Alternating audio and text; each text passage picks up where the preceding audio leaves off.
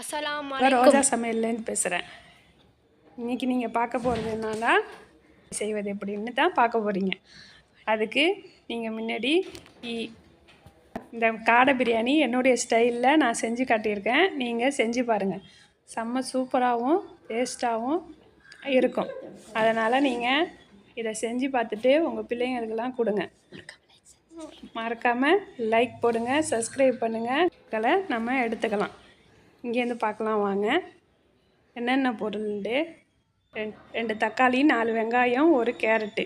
தக்காளி 200 கிராமு, வெங்காயம் 200 gram, 1/2 kilo காடை 1/2 கிலோ எடுத்துருக்கோம். நம்ம வெங்காயம், தக்காளி, கேரட்டு, புதினா மல்லி, 2 பச்சை மிளகா, 1/2 கிலோ காடை, தக்காளியை பேஸ்ட் பண்ணி வச்சுருக்கோம். மிளகாத்தூள் 1 ஸ்பூனு, கரம் மசாலா இதை நான் வீட்டில் செஞ்சது, இஞ்சி பூண்டு அரைச்சது, நான் அரிசி எடுத்து வச்சுருக்கேன் 1/2 கிலோவுக்கு உள்ள பொருள் நம்ம இப்போ கரெக்டாக பார்த்துக்கலாம். 100 மில்லி எண்ணெய் ஊற்றிக்கங்க. 100 மில்லி எண்ணெய் ஊற்றி அதில் வெங்காயத்தை போட்டு நம்ம செவக்கிற அளவு நல்லா வதக்கணும். நம்ம செவக்கும் போது வெங்காயத்தை கோல்டன் ப்ரௌன் வர அளவு கிண்டுங்க. அப்போ தான் பிரியாணி டேஸ்ட்டாக இருக்கும். கோல்டன் ப்ரௌன் ஆகிற அளவுக்கு நீங்கள் எவ்வளோ நேரம் கிண்டணுன்னா ஒரு 10 நிமிஷம் கிண்டுற மாதிரி இருக்கும். 10 நிமிஷம் கிண்டினா தான் கோல்டன் ப்ரௌன் அளவு வரும்.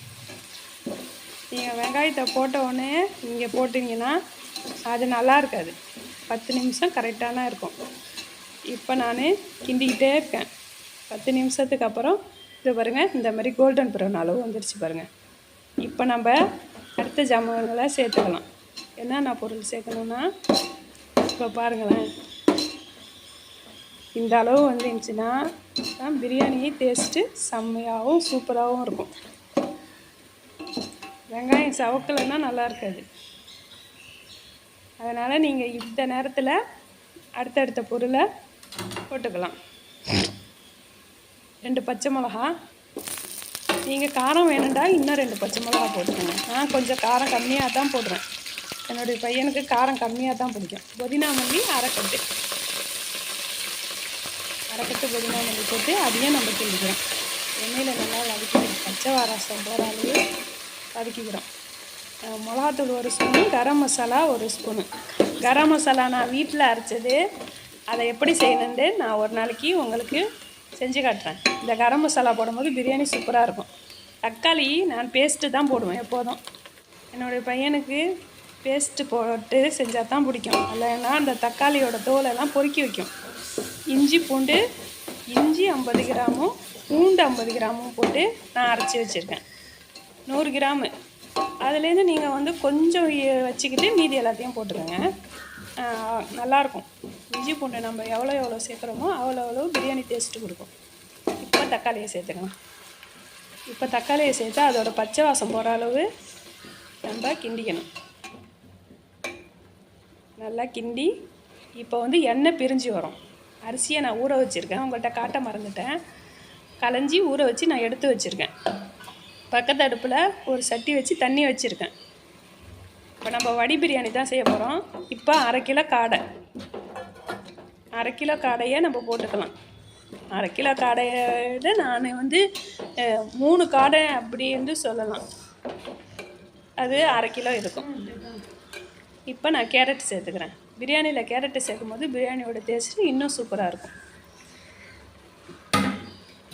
அந்த டேஸ்ட்டு சாப்பிடும் போது நாக்கில் நடனமாடும்.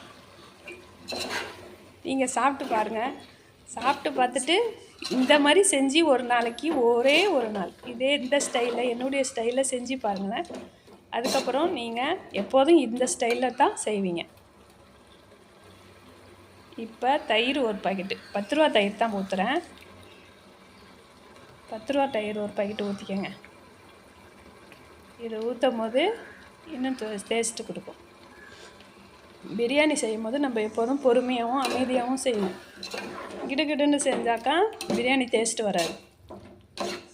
அது நல்லா நம்மளுக்கு அந்த எண்ணெயும் அந்த இதுவும் பிரிஞ்சு வரணும். அப்போ தான் அந்த கிரேவி சூப்பராக இருக்கும். உப்பு 1 ஸ்பூனு, மறுபடியும் பத்தாதது இன்னொரு 1/2 ஸ்பூன் நான் போட்டுக்கிறேன். இப்போ நல்லா கிண்டிக்கங்க எல்லாத்தையும். இப்போ கிண்டி எவ்வளோ நம்ம கிண்டுறோமோ அவ்வளோ சூப்பராக இருக்கும். பிரியாணியை மூடி இந்த கிரேவியை மூடி ஒரு 10 நிமிஷம் கொதிக்க வைக்கிறோம்.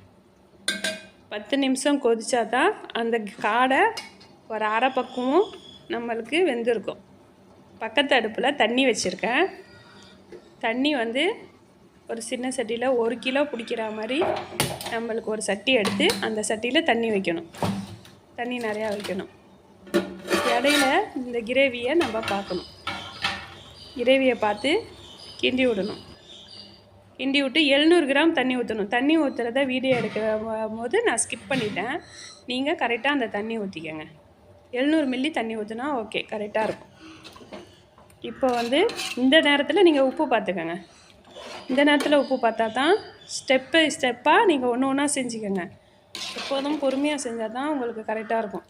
இந்த வடி பிரியாணி எப்போதும் கொஞ்சம் பொறுமையாக செய்யணும்.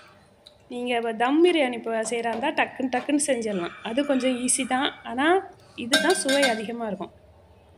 இந்த டேஸ்ட்டுக்கு நீங்கள் செஞ்சு பாருங்கள் ஒரு நாளைக்கு. இது இப்போ திரும்பி நம்ம மூடி வைக்கிறோம். இப்போ நான் கொஞ்சம் ஃபுட் கலர் சேர்க்குறேன். இது வந்து நான் வீட்டு மிளகாத்தூள் சேர்த்ததுனால கலர் அவ்வளோவா வரல. நீங்கள் கடை மிளகாத்தூள் சேர்த்திங்கன்னா ஃபுட் கலர் தேவையில்லை.